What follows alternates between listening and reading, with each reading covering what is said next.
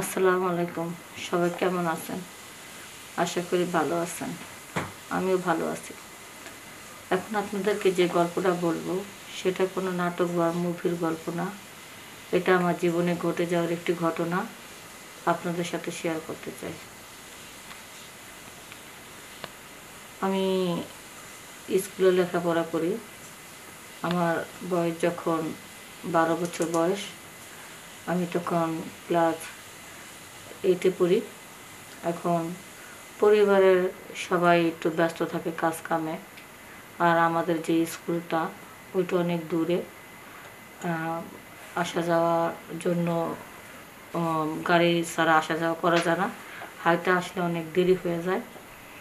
এখন অনেকদিন পর্যন্ত কারো না কারো সাথে দিয়ে পাঠাইছে, বা আমিও মাঝে মধ্যে অটো ধরে ধরে গেছি, কিন্তু অনেক কষ্ট, অনেক রিস্ক হয়ে যায়।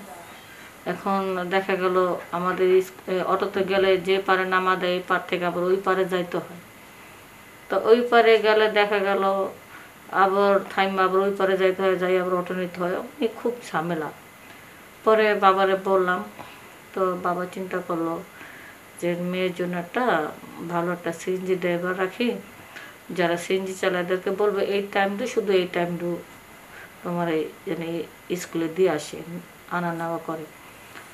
তারপরে একটা সিএনজি ড্রাইভারের খোঁজ লাগাইলো। তা এক সিএনজি তো অনেক টাকায় চায়। পরে বললো, ভাই আপনি তো সারাদিন সিএনজি চালাইবেন, শুধু খালি টাইমে টাইমে খালি আমার মেয়েটার একটু আপনি স্কুলে দিয়ে দেবেন আর নিয়ে আসবেন এতটুকু সময়। পরে একটা সিএনজি ড্রাইভার ঠিক করলো। এক সিএনজি বেশি চা দেখে আরে বাদ দিয়ে দিল, অন্য সিএনজি ঠিক করলো। তখন আমি বাবারে বললাম, বাবা তো স্কুল তো আমি এই 2টার দিকে যাব, আর 5টার দিকে আমার ছুটি হয়।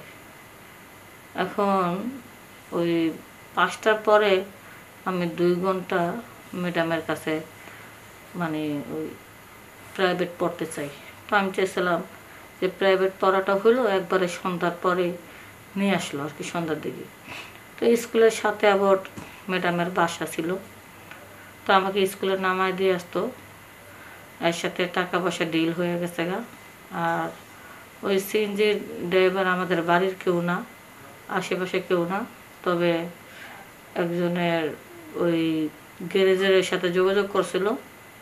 পরে ওই গ্যারেজের মালিককে একটা সিএনজি ড্রাইভার আর কি জোগাড় করে দিছিল, এমনি কোনো পরিচিত কেউ না, তবে ওই গ্যারেজওয়ালার পরিচিত আর কি।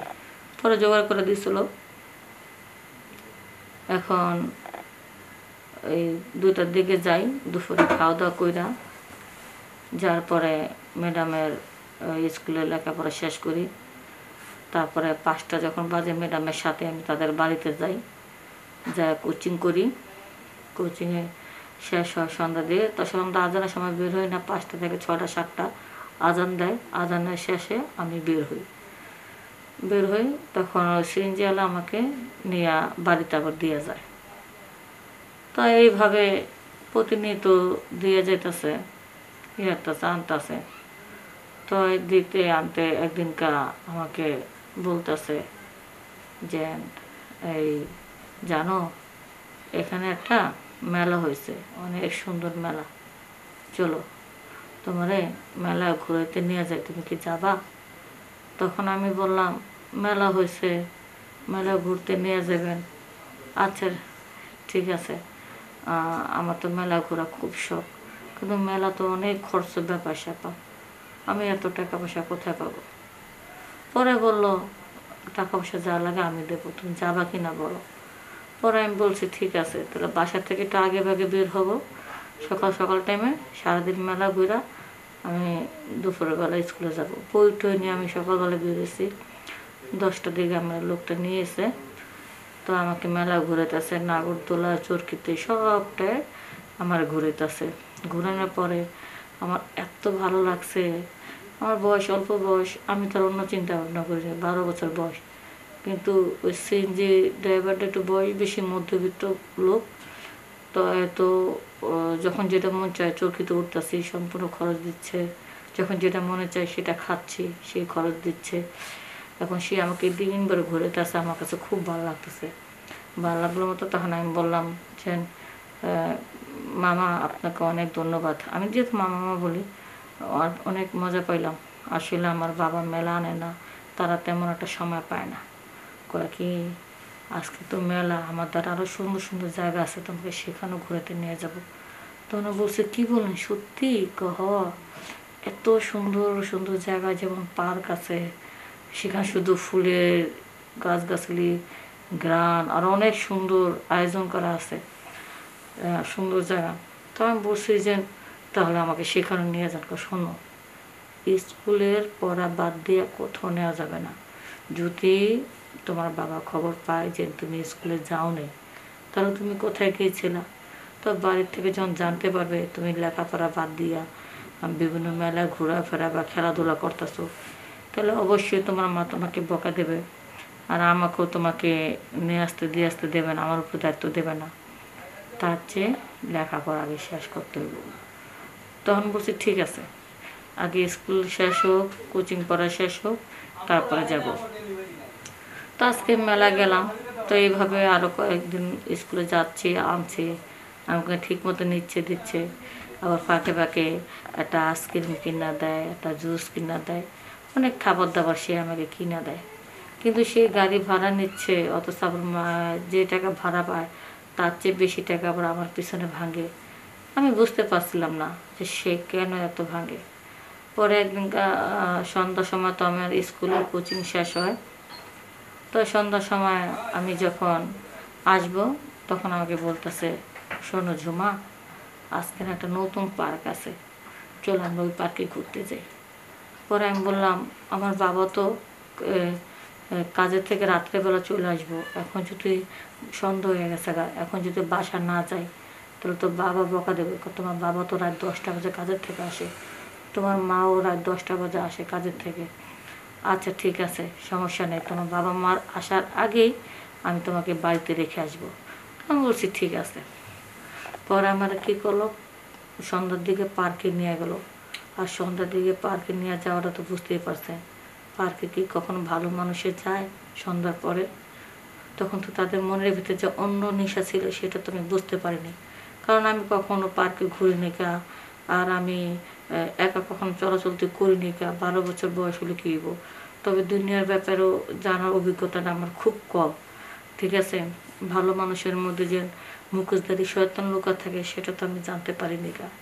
পরে পার্কে যা দেখি কি ভাই কী বলবো, জোড়া জোড়া কবুতর, এখানে দাঁড়া দাঁড়া, ওখানে দাঁড়া দাঁড়া, জঙ্গলের মধ্যে ওপেনিং সবাই সবাই একজনের উপর টাচ করতেছে, একজনের সাথে একজনের সম্পর্ক করতেছে, একজন একজনের মজা দিচ্ছে, অনেক কিছু। তখন আমি বললাম যে মামা, আপনি না আমাকে সেদিনকে মেলা নিয়ে গেলেন, কি সুন্দর নাগরদোলা, কি সুন্দর চরকি ঘোরার মতন জায়গা, কিন্তু এই জায়গাটা না আমার কাছে ভালো লাগতেছে না, আমার না একটু ভয় ভয় করতেছে। ভয় কিসের, আমি আছি না তোমার পাশে, এটা তো ভালো জায়গা, এখানে সবচেয়ে বেশি সুখ, খুব আরামের জায়গা। তুমি তো বুঝো না, তুমি তো কখনো এরকম আরাম পাও নাই, তাই বুঝো না। তখন আমি বললাম মামা দেখেন না, ওর দেখেন ওই মহিলাটা কত খারাপ, ওই ছেলেটা কত খারাপ, কত ধরনের খারাপ কাজ করতেছে। তখন বললো আশা, ওরা তো খারাপ কাজ করতেছে না তো, ওরা তো ভালো কাজ করতেছে। আরে মেয়েটাও খুশি হয়েছে, ছেলেটাও খুশি হয়েছে, ওই মেয়েটার ইচ্ছা অনুযায়ী তো ইয়ারতেছে। দেখেন মামা, ও দেখেন ওই দিকে টাকা দেখেন, পুকুরের মধ্যে 3-4টা ছেলে আর একটা মেয়ে মিলা গোসল করতেছে। ওরাও তো কী ধরনের বেদবি করতেছে। কাহা গোসল করাটাও একটা মজা, ওরা 3জনে মিলে একটা মেয়ের সাথে সময় কাটাবে, এটাও কিন্তু একটা মজা। ঠিক আছে, তুমি তো আসলে এই ধরনের কাজ করো নাই, তো তাই তোমার কাছে বিরক্ত মনে হইতেছে, তুমি এই ধরনের কাজটা করো, তাহলে সব ঠিক হয়ে যাবে। তখন আমি বললাম মামা এসব কী বলতেছেন, আমি এরকম কাজ করব? ছি, আমার ঘৃণা লাগতেছে, মামা আমি থাকবো না, প্লিজ আমাকে বাসা দিয়ে আসেন। কয় তোমার পিছনে আমি অনেক টাকা পয়সা খরচা করছি, তোমার মেলা ঘুরতে নিয়ে যাই, প্রতিদিন কোন আইসক্রিম খাওয়াই, প্রতিদিন দামি দামি জুস খাওয়াই, তোমার বাপে আমার কয় টাকা ভাড়া দেয়, এগুলি যে বাড়তি খরচ করি, এটার টাকা কি তোমার বাপে দেয় আমারে? আমি তো এগুলি খরচ করছি শুধু তোমার পাওয়ার আশায়। শোনো, তুমি ভয় পেও না, রাগ করো না, তুমি একবার টেস্ট করে দেখো, যদি তোমার ভালো না লাগে কিচ্ছু করার দরকার না। পরে ওই মামা কী করলাম, একটা ঝোপের মধ্যে নিয়ে গেল। নিয়ে যাওয়ার পরে আমাকে সেই বিভিন্ন জায়গায় টাচ করতেছে। আমার কাছে ভয় ভয় লাগতেছে, আমি তাকে বারণ করতেছি, সে আমার বারণ শোনে নেকা। এক পর্যায়ে যখন সেই মূল কাজটা করতে গেল, তখন আমি একটা চিৎকার দিচ্ছি ব্যথায়, কিন্তু সে আমার মুখটা চেপে ধরলো। তখন আমি খুব কান্না করতেছিলাম, আমি বলতেছি মামা আমাকে ছেড়ে দেন, আমি আর পারতাছি না। তখন মামা বলতেছে চুপ কর, বেশি কথা বলবি না, বেশি যে চিলাচিলি করিস না, একটা গলা টিপা মায়েরা ফেলাবো। তখন ভয় দেখাইলো, ভয় ঠেলাম, চুপচাপ রইলাম। তখন পুরো 40 মিনিট মামা আমাকে তার মনের চাহিদা সব মিটায় নিল। তারপরে আমাকে ছাড়লো না। তারপরে সেই বৈশা বৈশা আরও 1 ঘন্টা পর্যন্ত আমাকে টাচ করতে লাগলো। আমি বলতেছি মামা 10টা বাজে আমার বাবা চলে আসবো, আমাকে ছেড়ে দেন। কয় না, আজকে পাইছি আর পাবো না, আমি জানি তোর বাবা এই ঘটনা জানার পর আমার কাছে আর তোকে দায়িত্ব দিব না। পাইছি যেহেতু সারা রাত ওই পার্কের ভিতরে আমাকে এরকম অবস্থা করছে, আমাকে অজ্ঞান বানা ফেলছে। পরে যখন সকাল হয়েছে, আমি জঙ্গলের ভিতরে যখন নিজে নিজে উঠছি, আমার হুশ হয়েছে দেখে আমি একা ওই জঙ্গলের ভিতরে পড়ে রয়েছি। পরে আমি মানুষের কাছ থেকে ঠিকানা জিজ্ঞাসা করে একা একা বাড়িতে চলে আসি। পরে ঘটনাটা আমি লজ্জায় কাউকে বলতে পারিনি। পরে আমার মাকে সব জানাই। আমার মা আমার ভবিষ্যতের চিন্তা ভাবনা করে ব্যাপারটা গোপন রাখে। আর তখন কোনো সিএনজি ড্রাইভারের কাছে আমাকে আর ছাড়ে না।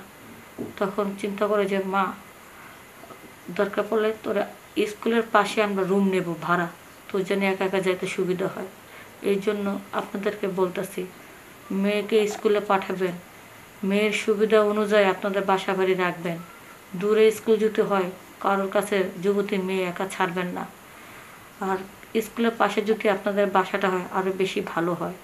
আর যদি বাসা যদি দূরে হয়, তাহলে নিশ্চিত একটা ভালো লোকের কাছে আপনার মেয়েকে পাঠাবেন, যেন সেখানে আপনার মেয়ে নিরাপদ থাকতে পারে। সবাই ভালো থাকবেন, সুস্থ থাকবেন। আসসালামু আলাইকুম।